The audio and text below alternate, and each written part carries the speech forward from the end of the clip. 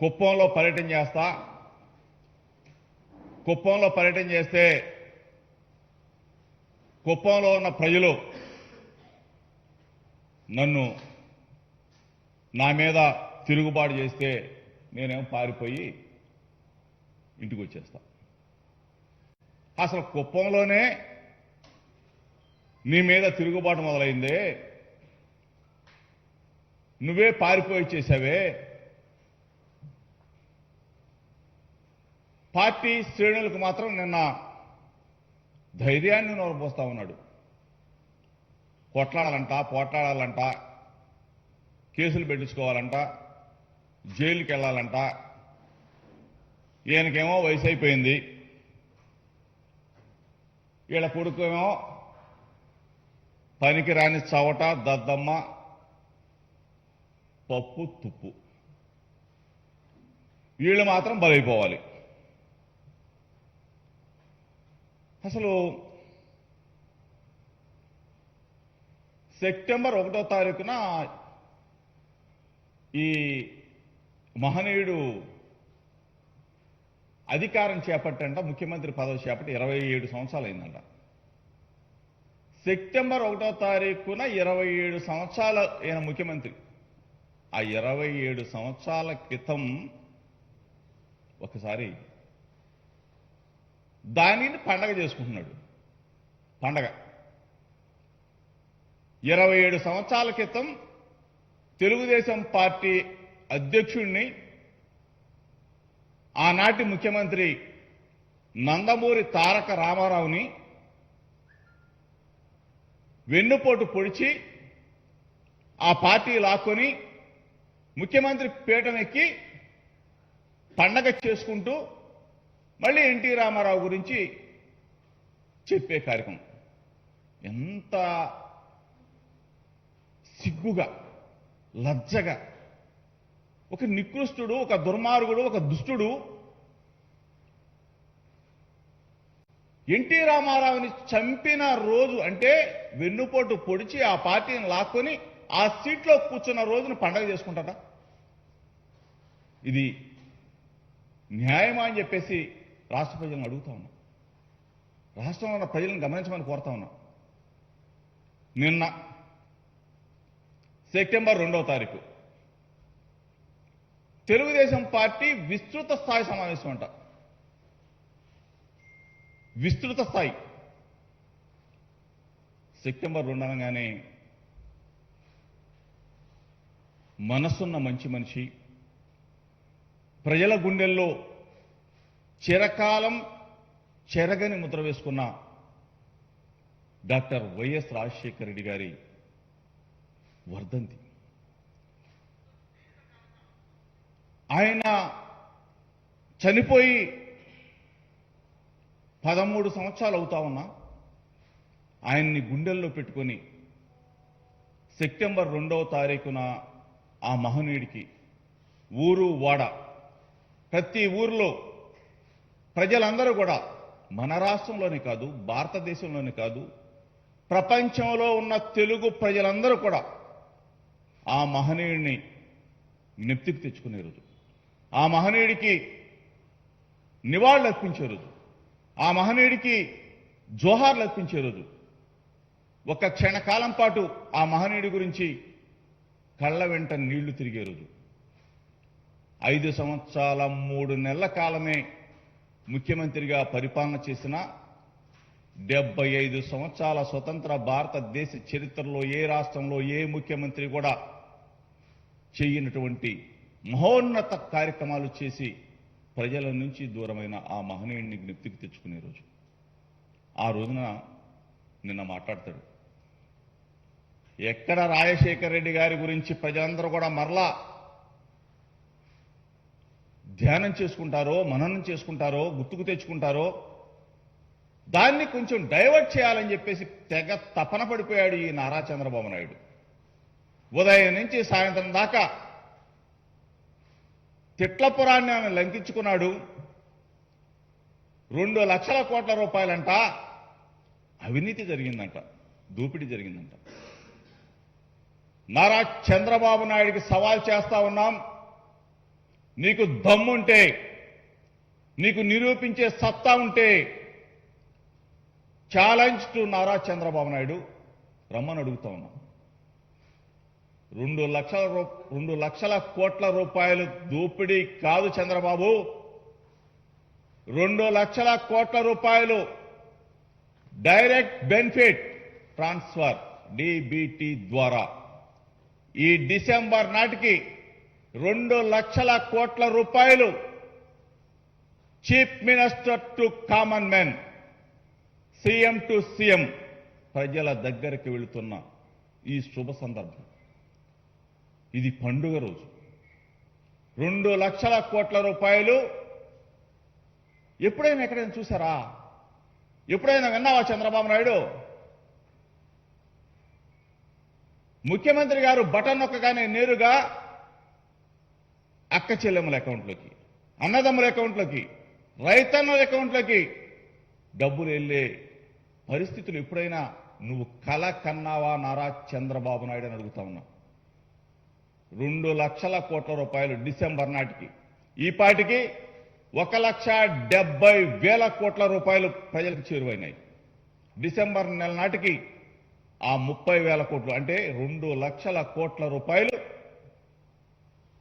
DBT ద్వారా ప్రజలకి నేరుగా వెళుతున్నాం. ఈ పరిస్థితుల్లో ఇది ఒక ప్రభుత్వం మీద బురద చల్లాలి. ఎవడో చెప్తాడు శాండు మైను వైన్, నీ ప్రభుత్వం అన్నయ్యా, నువ్వు దోచుకుంది. నువ్వేం చేశావు?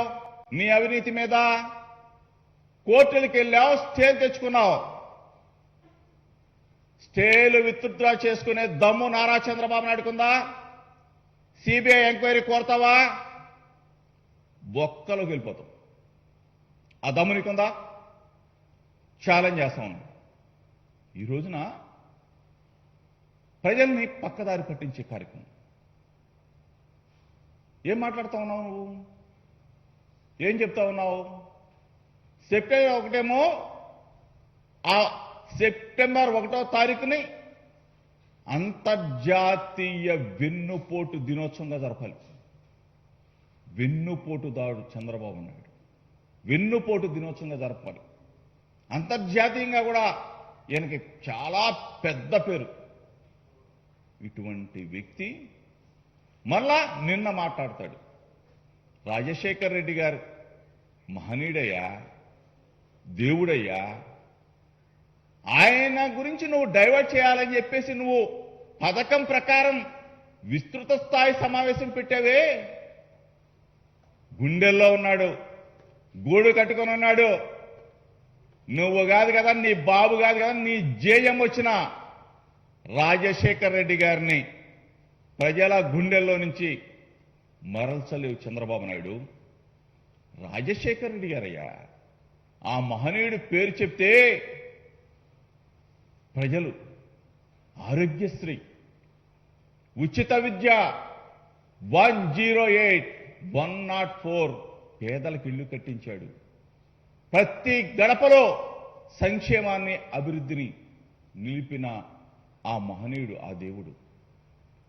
ఎప్పుడైనా కానీ నీ 14 సంవత్సరాల ముఖ్యమంత్రిగా చేశావు, ఒక్క పథకం చెప్పబోయా చంద్రబాబు నాయుడు అంటే చెప్పే పరిస్థితులు లేవే. నువ్వు కూడా రాజశేఖర రెడ్డి గారిని మరల్చాలని చూస్తావు. జగన్మోహన్ రెడ్డి గారి పరిపాలన 3 సంవత్సరాల పరిపాలనలో 30 పథకాలను చేరువ చేశాం, ప్రజల దగ్గరికి వెళ్ళినాయి. నువ్వు ఒక్క పథకం చెప్పగలవా? చెప్పలేవే. అవినీతి అని ఒక ముద్ర వేయాలనే ఆలోచన, ఒక పుస్తకాలు రాయటం, ఒక పేపర్లు పెట్టడం, దమ్ము లేదు, కలేజా లేదు. తెలుగుదేశం పార్టీ చచ్చిపోతే ఆ చచ్చిపోయిన తెలుగుదేశం పార్టీని పాడిగట్టి వల్లకాటికి తీసుకెళ్లే క్రమంలో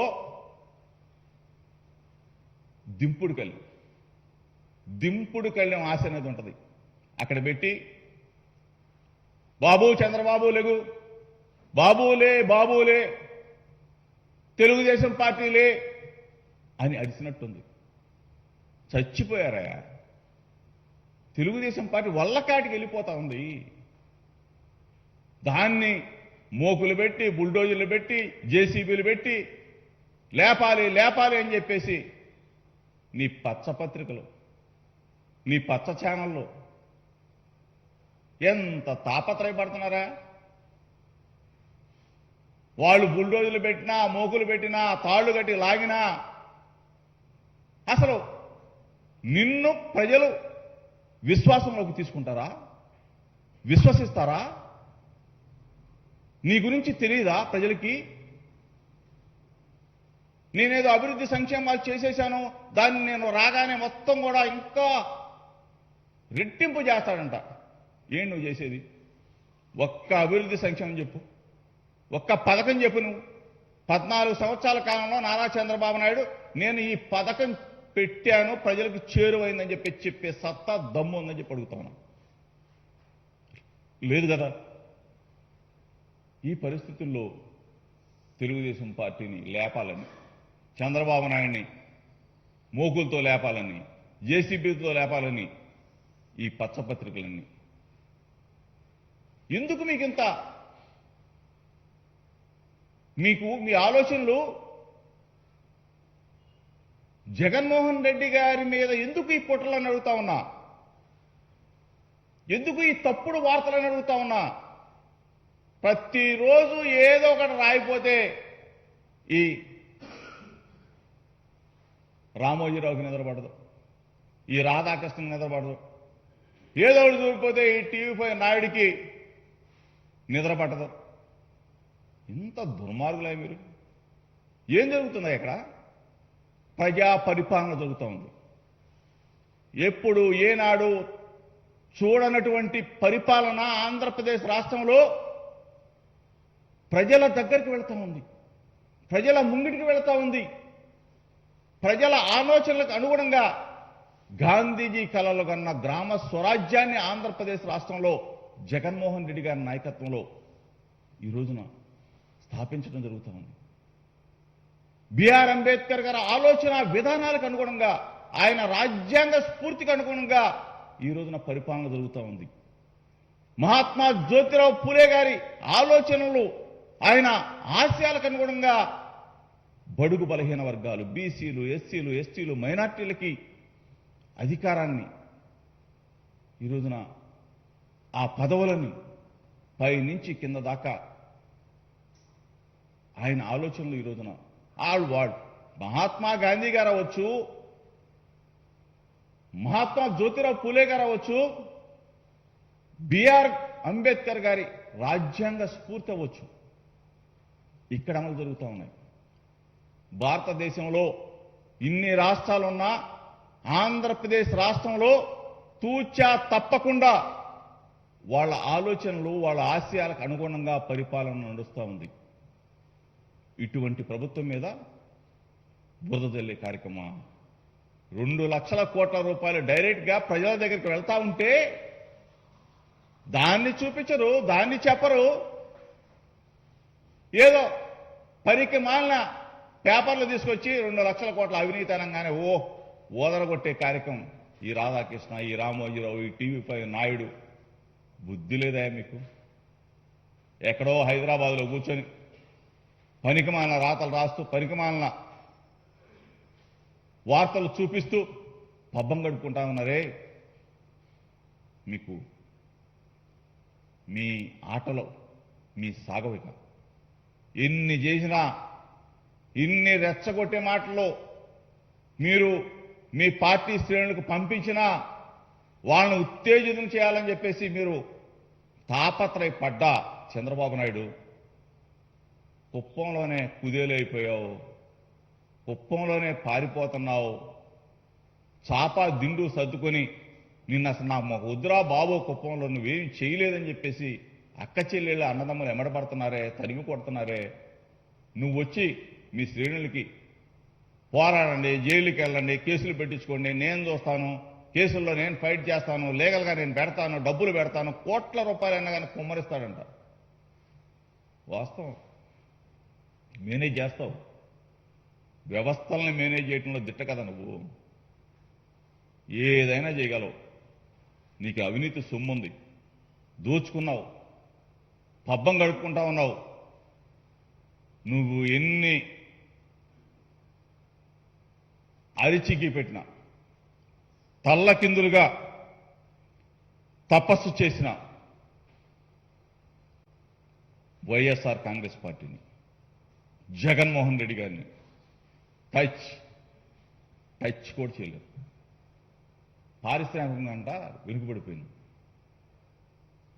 ఏం వెనుకబడింది? హెట్రో వాళ్ళు, అరబిందో వాళ్ళు, భారతీయ సిమెంట్స్, ఇంకా మెడికల్ సెజ్ కూడా పెద్ద ఎత్తున. పారిశ్రామికంగా ఆంధ్రప్రదేశ్ రాష్ట్రంలో పెట్టుబడులు పెడతానికి ముందుకు వస్తూ ఉన్నారు, పరిశ్రమలు పెట్టడానికి ముందుకు వస్తూ ఉన్నారు, పోర్ట్స్ నిర్మాణం జరుగుతూ ఉంది. పెద్ద ఎత్తున అభివృద్ధి సంక్షేమం రెండు కూడా బ్రహ్మాండంగా నడుస్తున్న ఈ పరిస్థితుల్లో వాళ్ళందరినీ చూసి కడుపు మంట. వాళ్ళు రాకూడదు, వాళ్ళు ఇక్కడ పెట్టకూడదు. నువ్వెన్ని అరిచికి పెట్టినా ఈ వాళ్ళ కాటికి నిన్ను మోసుకెళ్లే క్రమంలో తెలుగుదేశం పార్టీ వెంటిలేటర్ కాదు, మొత్తం అయిపోయింది. తిట్టకుండా నిన్న తిట్టే కార్యక్రమం. ఆడెవడో 4 మాటలు రాసుకొచ్చాడు, పయ్యావుల కేసు, ఇంకోడెవడో అచ్చియా బుచ్చియా, గాలి ధూళి బూళి కలిసిపోతారు మీరు, కొట్టుకెళ్ళిపోతారు. ప్రజల ఆలోచనలు, ప్రజల ఆకాంక్షలు నెరవేరుస్తున్న ప్రభుత్వం జగన్మోహన్ రెడ్డి గారి ప్రభుత్వం. ఎక్కడో నీ సామాజిక వర్గమో, నీ కులమో, నీ బంధుమిత్రుల్లో ఉన్న దగ్గర పెట్టుబడులు పెట్టరు, కట్టడాలు కట్టరు. ఒకచోటే 4-5 లక్షల కోట్ల రూపాయలు కుమ్మరించరు. ప్రజలందరికీ చేరుకోవాలి. ప్రజాధనం ప్రజలకు వెళ్ళాలి, నీ కులం దగ్గరికి రాదు. జగన్మోహన్ రెడ్డి గారు చేస్తుంది అదే. ఈ రోజున ప్రతి గడపలో అభివృద్ధి కావాలి, ప్రతి గడపలో సంక్షేమం కావాలి, ప్రతి గడపలో ఉన్న పిల్లలు చదువుకోవాలి, ప్రతి గడపలో ఉన్న అక్కా చెల్లి సంతోషంగా ఉండాలి. ప్రతి వర్గం, బీసీలు, ఎస్సీలు, ఎస్టీలు, మైనార్టీలు, ఇది మా ప్రభుత్వం, మా జగన్మోహన్ రెడ్డి గారి ప్రభుత్వం అని చెప్పి ఎందుకు చెప్పుకుంటా ఉన్నారు? వాళ్ళకి సంక్షేమ ఫలాలు చేరువవుతా ఉన్నాయి. అన్ని వర్గాలకి అభివృద్ధి అంటే ఎట్లా ఉంటుంది, సంక్షేమం ఎట్లా ఉంటుంది, పదవులంటే ఎట్లా ఉంటాయి, వార్డు నంబర్ దగ్గర నుంచి రాజ్యసభ స్థానాల వరకు మంత్రులు ఇవన్నీ ఎట్లా ఉంటాయని చెప్పేసి రుచి చూపించిన ప్రభుత్వం, బాధ్యత గల ప్రభుత్వం, అన్ని వర్గాలతో మిళితమైన ప్రభుత్వం, అన్ని కులాలతో మిళితమైన ప్రభుత్వం. మంత్రివర్గ కూర్పు ఏదైనా సరే ఇంత పెద్ద ఎత్తున జరుగుతూ ఉంటే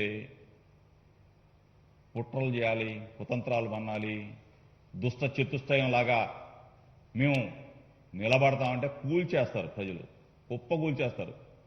దుస్తుల్ని ఏం చేస్తారు? తరిమి కొడతారు. అందుకని మిమ్మల్ని కూడా తరిమి కొడతా ఉన్నారు. ఇది చంద్రబాబుకి ఇందాక చెప్పాను, ఇప్పుడు చెప్తా ఉన్నాను. 2 లక్షల కోట్లని రాసుకొచ్చావు కదా, రా ఛాలెంజ్ చేస్తా ఉన్నాం. ఎక్కడ నువ్వు నిరూపించగలవు? కాగితాల మీద రాసుకురావటం బాబు మేము చూపిస్తాం రా. ఈ పాటికి 1,70,000 కోట్ల రూపాయలు ఎక్కడికి వెళ్ళిందో, అమ్మఒడి ద్వారా ఎంత వెళ్ళిందో, చేయూత ద్వారా ఎంత వెళ్ళిందో, ఆసరా ద్వారా ఎంత వెళ్ళిందో, రైతు భరోసా ద్వారా ఎంత వెళ్ళిందో, పెన్షన్ కానుక ద్వారా ఎంత వెళ్ళిందో, జగనన్న విద్యా దీవెన, వసతి దీవెన, ఇటువంటి 30 పథకాల ద్వారా ప్రజలకి ఎలా చేరువైందో, ఎవరికి చేరువైందో, ఏ గడపకెళ్ళిందో, ఏ అక్కకెళ్ళిందో, ఏ చెల్లికెళ్ళిందో, ఏ రైతన్నకెళ్ళిందో పేరుతో సహా నీకు ఇస్తాం. ఛాలెంజ్. నువ్వు రా మరి, మేము ఎక్కడ అవినీతి చేసాం చెప్పు. ఎప్పుడో బొక్కలోకి వెళ్ళేవాడివి, స్టేలు తెచ్చుకుని ఆగిపోయావు. చంద్రబాబు నాయుడిని, రాజశేఖర్ రెడ్డి గారి ఆ మహనీయుడి ఆ గుండెల్లో నుంచి ఏదో కొంచెం తప్పించాలనేది చూసినట్టున్నాడు. నేను ఇంకా చరిత్ర ఉన్నంత వరకు చరిత్ర పుటల్లో వైఎస్ఆర్ గారు ఎప్పుడు కూడా చెరగని ముద్రతో చిరునవ్వుతో ఉంటాడని చెప్పేసి తెలుపుతూ సెలవు తీసుకుంటాను.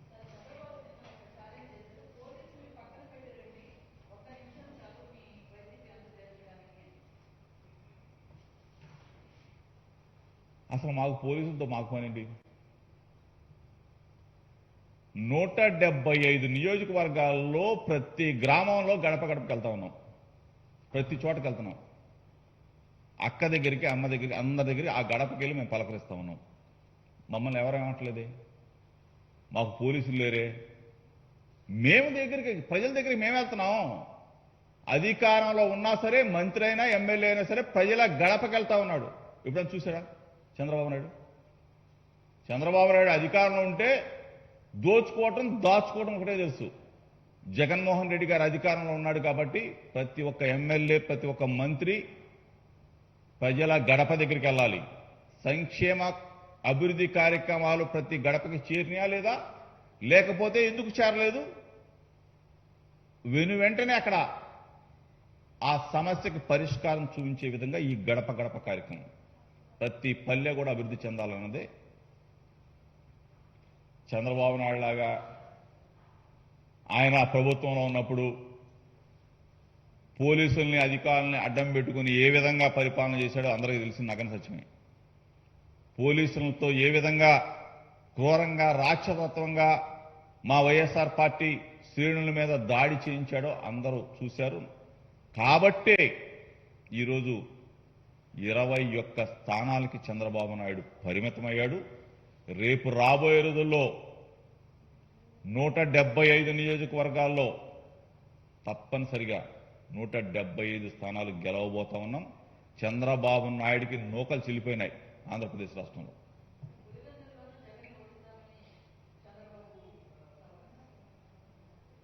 అసలు కుప్పంలో చూసుకోవాలంటే పులివెందులను టచ్ చేయగలవు నువ్వు? పులివెందుల నియోజకవర్గంలో టచ్ చేయగలిగే దమ్ము ఈ నారా చంద్రబాబు నాయుడుకు ఉందా? నీ కుప్పంలోనే నీకు దిక్కు లేదు, నీ కొడుకున్న మంగళగిరిలో నీకు దిక్కు లేదు, నువ్వు పులివెందుల గురించి ఎందుకు ఆలోచిస్తావు చంద్రబాబు నాయుడు? పులివెందుల అనే మాట టచ్ చేయలేవు. ఏదో సొల్లు మాట అయితే చెబుతాడు, పులివెందులకి వెళ్తా, జగన్మోహన్ రెడ్డి గారిని ఓడిస్తా. ఏంది నువ్వు? కుప్పంలోనే కుదేలైపోయావు. ఒక్క సీట్ లేదు మున్సిపల్ ఎలక్షన్లో. జడ్పీటీసీ లేరు, ఎంపీపీ లేరు, సర్పంచ్ లేరు. నిన్నగాక మనం వెళ్తే ప్రజలందరూ కూడా తిరుగుబాటు చేశారు. నువ్వు అసలు మాకు వద్దు పో అంటున్నారు. సాపాదిని సర్దుకొని ఇక్కడ ఎత్తుకుంటున్నాడు ఏదో నియోజకవర్గం. ఎక్కడ పోటీ చేయనా చంద్రబాబు నాయుడు పని అవుట్.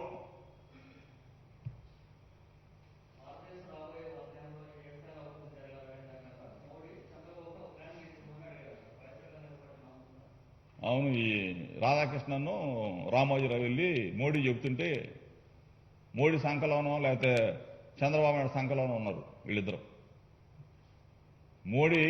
మోడీ గారు చంద్రబాబుతో మాట్లాడుతుంటే మోడీ సంఖలో ఒకడున్నో, చంద్రబాబు నాయుడు సంఖలో రామోజీరావు, రాధాకృష్ణ ఉన్నారు.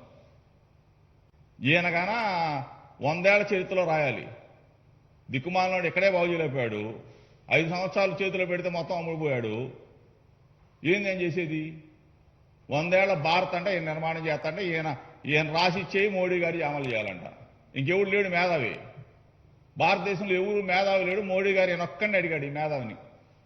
ఈ మేధావిని అడిగిన దాన్ని రామోజీరావును, ఈ రాధాకృష్ణ ఆయన ఒక సంఖలో ఉండి అన్నాడు, ఈడు ఒక సంఖలో ఉండి అన్నాడు. ఇది కర్మ.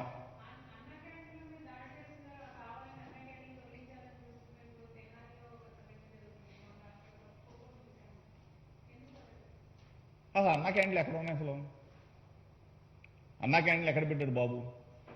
ఎన్ని పెట్టాడు? ఎంతమందికి భోజనం పెట్టాడు అన్న క్యాంటీన్లో?